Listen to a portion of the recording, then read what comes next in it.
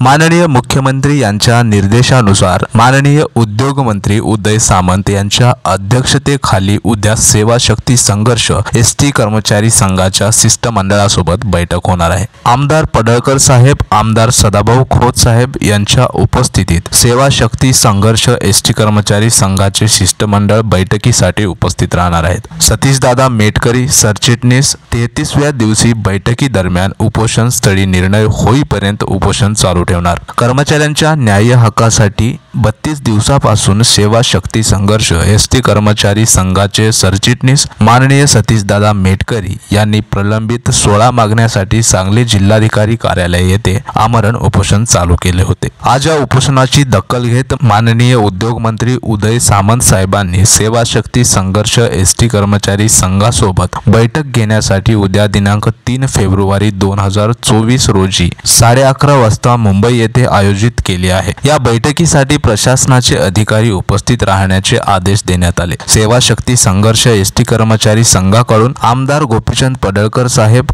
आमदार सदाभाऊ खोत साहेब, प्रकाश कांबळे उपाध्यक्ष, पद्मश्री राजे महिला संघटक आशिष बाळसराफ, दिलीप घोडके, विनीत फडके, प्रल्हाद सपकाळ हे शिष्टमंडळ उपस्थित राहणार आहे। बैठकीस जाणाऱ्या शिष्टमंडळास शुभेच्छा। या बैठकीत कामगार हिताचा निर्णय झालाच पाहिजे, किंबहुना बैठकीत निर्णय होणारच आहे। जर निर्णय झाला नाही तर आपले आमरण उपोषण कायम राहणार आहे। त्यामुळे मी उपोषण स्थळी तटस्थ राहणार असल्याचे सतीश मेटकरी यांनी सांगितले आहे।